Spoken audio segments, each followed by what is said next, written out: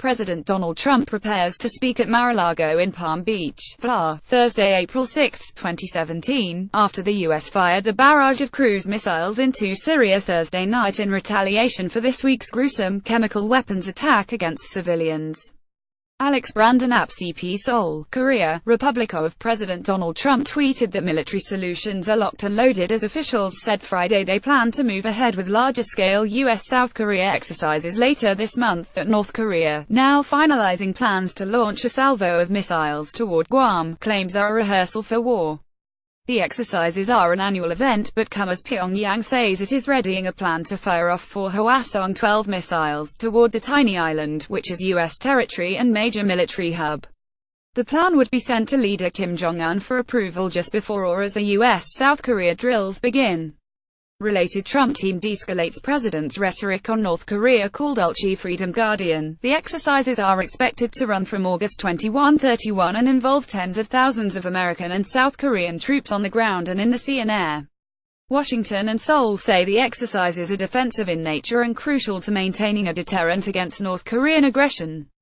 The exercises were scheduled well before tensions began to rise over Trump's increasingly fiery rhetoric and North Korea's announcement of the missile plan, which if carried out would be its most provocative launch yet. Along with a bigger set of maneuvers held every spring, the exercises are routinely met by strong condemnation and threats of countermeasures from North Korea.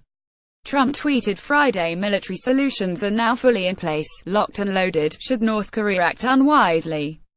Hopefully Kim Jong-un will find another path. While tensions typically spike around the dates of the exercises, North Korea conducted its 5th nuclear test just days after last year's maneuvers. The situation generally calms afterward as the North needs to focus on its farms and the approach of the fall harvest.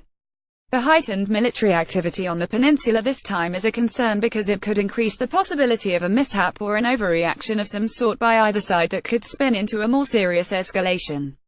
North Korea has been increasingly sensitive to the exercises lately because they reportedly include training for decapitation strikes to kill Kim Jong-un and his top lieutenants. Related, relax. Donald Trump's threats about North Korea are meaningless. Pyongyang is also switching its propaganda machine into high gear by bringing in a large number of foreign journalists to ensure it gets global attention for an event next week in honor of its ruling Kim family on Mount Par-2, a dormant volcano that straddles the Chinese border and is something of a spiritual home for the regime.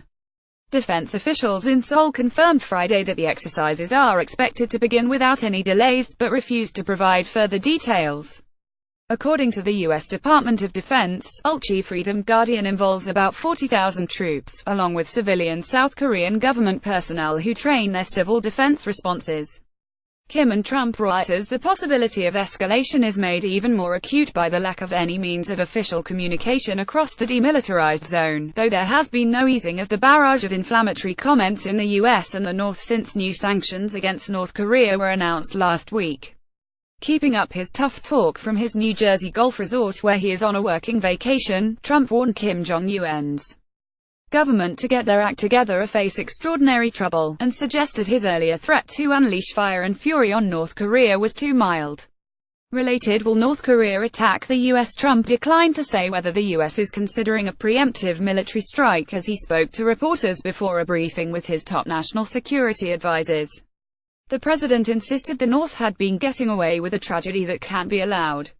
North Korea better get their act together, or they're going to be in trouble like few nations have ever been in trouble, Trump said, flanked by Vice President Mike Pence.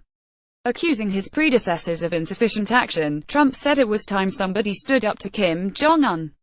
Though tensions have been building for months amid new missile tests by the North, including the launch of its first intercontinental ballistic missile, the pace has intensified since the UN Security Council on Saturday passed sweeping new sanctions Trump had requested.